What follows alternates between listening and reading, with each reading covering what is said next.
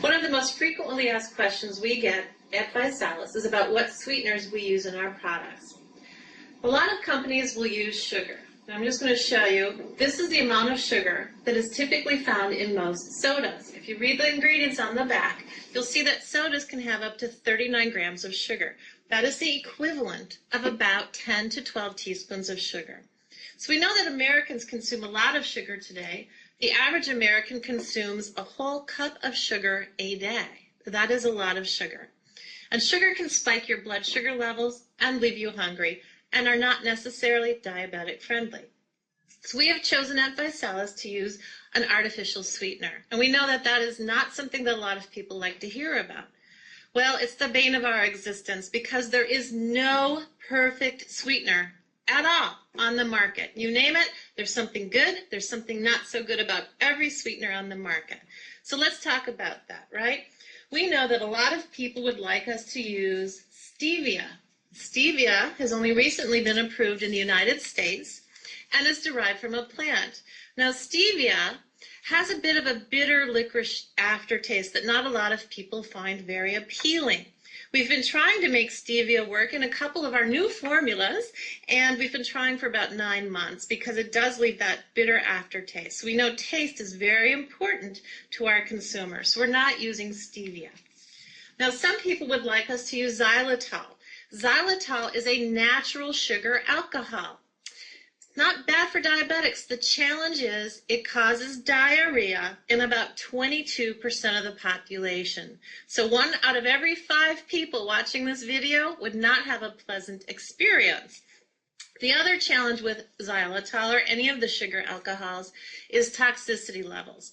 To use the same amount of xylitol as we currently would need to make Neuro taste as good, that amount of xylitol can be toxic or fatal to a 40-pound dog. So the Scientific Advisory Board does not feel comfortable using the sugar alcohol xylitol.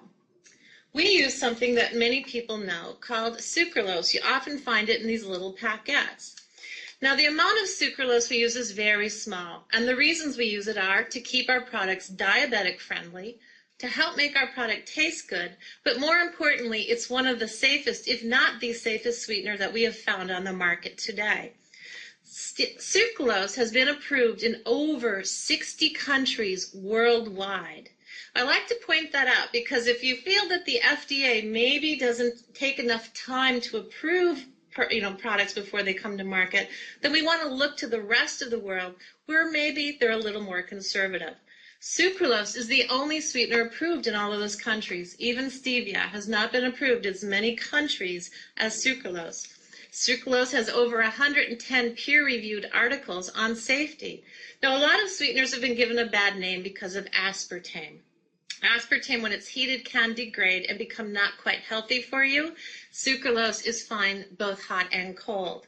Now, a common packet of sucralose is about this much product. So you can see it's about 3/4 to a teaspoon of product. The amount that we use in our product is about the 1/3 to 1/4 of the amount you would find in a diet soda. So the amount we use is 0.003 milligrams, which I don't know if you can see that from where you're sitting, but it's a very minor amount of sweetener, and it is in there to help keep our shake tasting as great as it does, helps it keep it diabetic friendly, and more importantly, doesn't spike hunger. A lot of sweeteners can spike hunger, which is where I come to agave. Again, good news, bad news, right? Agave is a nectar. Agave often is found in tequila. Agave may be better for tequila than it is for weight loss because agave is about 90% fructose, and fructose spikes hunger. So in a weight management program, we don't want to spike the hunger, and we want something that's diabetic friendly. So we've scoured the world. We continue to scour the world to see if we can find a safer, better tasting sweetener that doesn't add a lot of calories, doesn't harm you, and doesn't take up a lot of space in your product. So I hope that's a little education on why we use sucralose and why there really isn't a perfect sweetener anywhere on the market.